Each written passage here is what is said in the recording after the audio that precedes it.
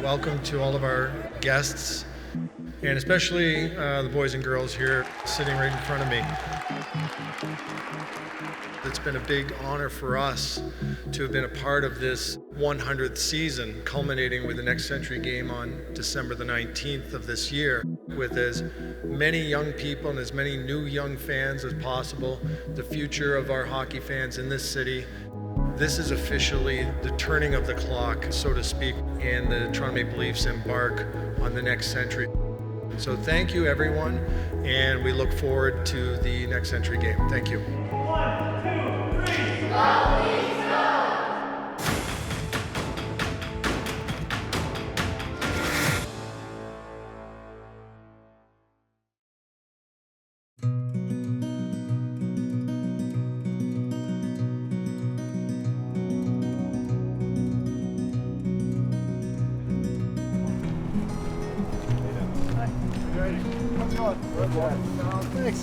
It's good and bad. I mean, you got really, really cold winters, but at the same time, you can skate all winter long. And I always said playing pond hockey was where I learned to skate so well and learns just so many skills. Guys, welcome to town. Good. Gardiner open. Yeah, the trophy's on the way. I guess so. The house that Gardiner built. Gardiner Invitational. Gardiner Invitational.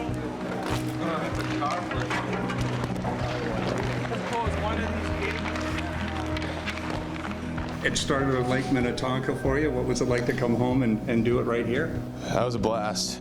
Babs had talked to me a week ago or so and said, you know, do you have any outdoor rinks we can skate on? And I texted my dad immediately and brought a trophy down. I think it was one of my squirt trophies.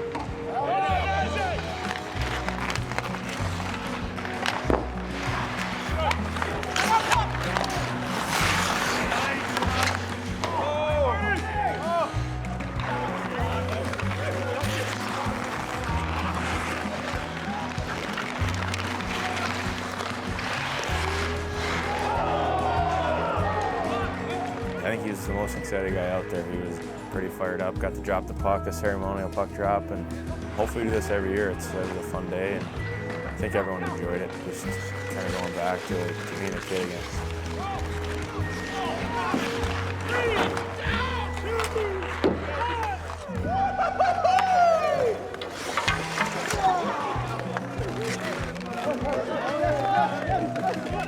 Off days on the road sometimes they're just long, so having something to do and having to be a team builder and still get some activity, and as you saw, it starts out slow and then the boys get a little competitive, right? Everyone likes winning.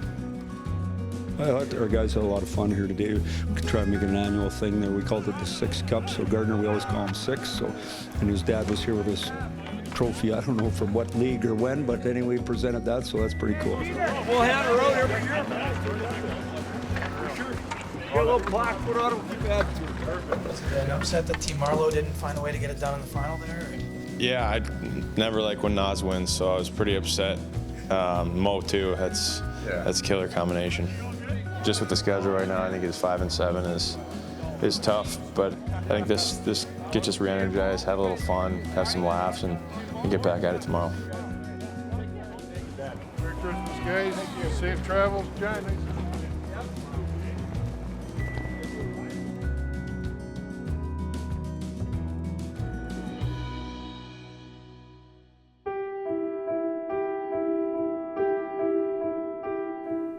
I remember playing in this building actually, and as a sophomore in high school, went to the high school state tournament.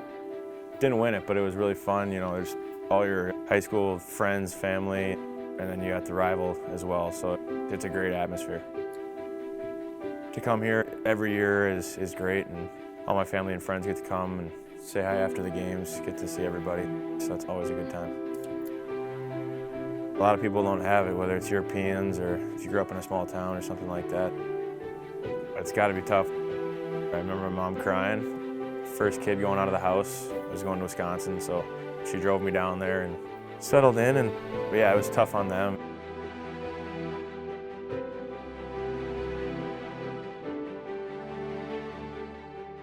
I can't imagine moving over to Russia right now. Don't really know anything about the country. He comes in and right away he was pretty quiet. get his feet on the ground. And he spoke English, but didn't really like to speak too much. When a guy first gets here, the first week's always tough, and if you can just, talk to him a little bit here and there, make it easier on him, make him feel comfortable, it's always a good thing to do. You've played 7 years in the K, from a 17-year-old on. In terms of adjusting to North America as a defenseman, what's the biggest adjustment you're going to have to make? It's smaller ice, so you have to make your decisions faster a little bit. So, yeah, I should improve everything here to play here, like skating, like everything. I was thinking about last week, and so I can't wait to jump on the ice and start playing.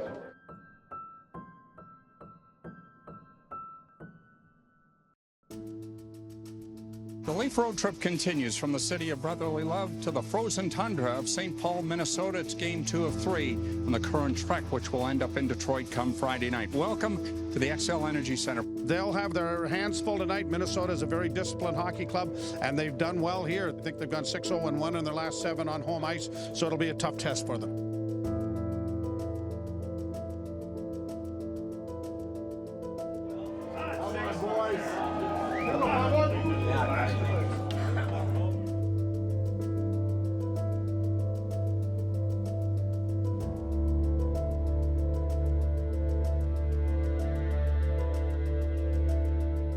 He's an elite defensive guy. He angles well, moves the puck well. I think it's good to have someone that defends that well, and paired with myself, we have good chemistry that way.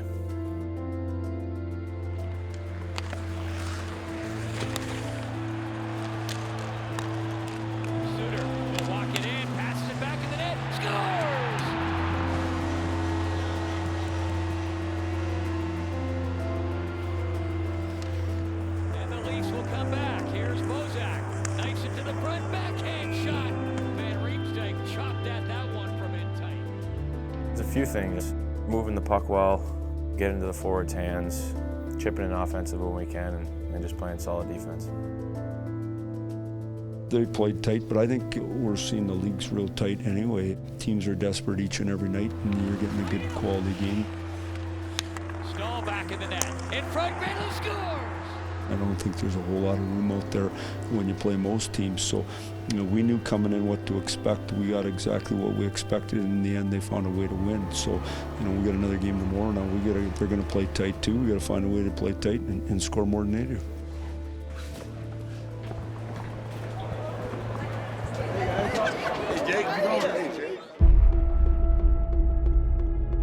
Mitch Martin, number 16 on the right, and the veteran, Patrick Marleau, number 12.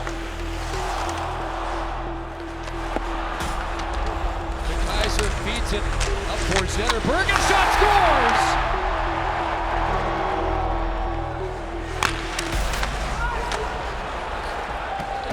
Felt Zaitsev, and he's been shaken up.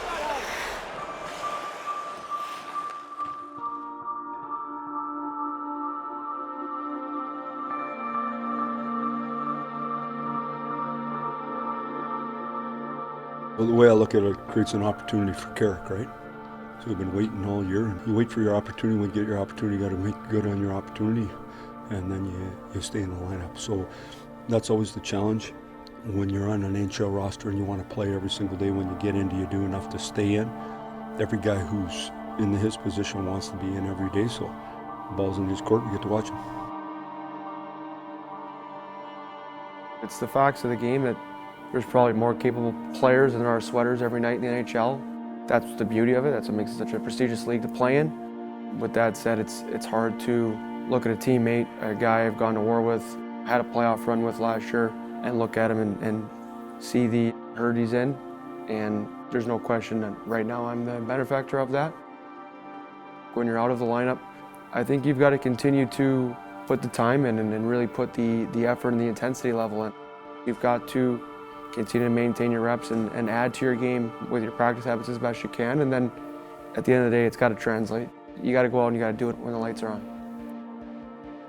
Playing with guards, guy I played a lot with last year, there's no question Jake and I had some good stints of strong, consistent hockey, probably in the second third of last year, right before I got hurt. I think I'm still in that part of my career where I'm trying to earn it every day and gain that long-term security. You know, it takes a big leap of faith sometimes for a club to give that to a player. I know we have a good team here. My goal is to give our team the best chance to win every night.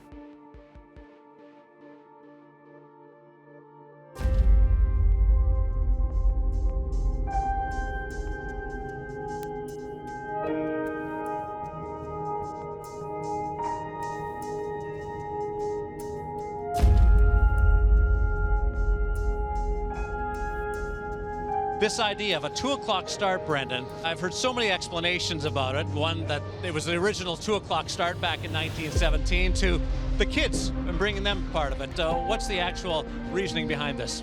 Well, I think when your birthday falls on a Tuesday, you start thinking about how do we want to celebrate this, and we really just wanted to celebrate all the kids and all the youth, and we were all there at one point in our own lives here in Toronto, growing up loving this team, and today is really about the clock officially goes from 100 to 001.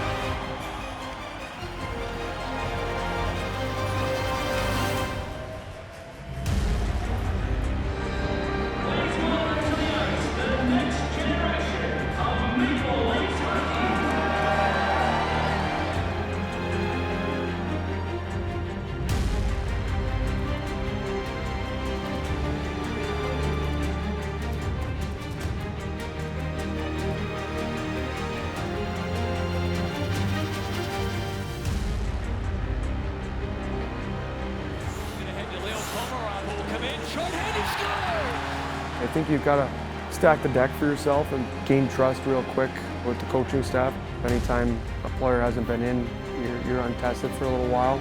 Probably going to make sure my feet are going, make sure I'm seeing the ice well, and getting the puck right up to guys as best I can early in the game, make a couple positive plays, and then before you know it, you played a really strong 60 and hopefully you're on the right side of it score-wise. I think the next step of growth for our group is understanding the biggest challenge is bringing it every night. And that's what championship caliber teams do. They recognize both the Saturday night, hockey night in Canada, you know, against Montreal on the road or Chicago or LA. But they also understand the trap games. 2 o'clock at home against the Carolina team is going to play, you know, very sticky, very simple game. There's Van Riemsdyk in front, it's still loose, back into score! That's the skill of championship teams, is they win with their A game. They win a lot of times with their B game, they don't have a C game. That's where we're trying to get to.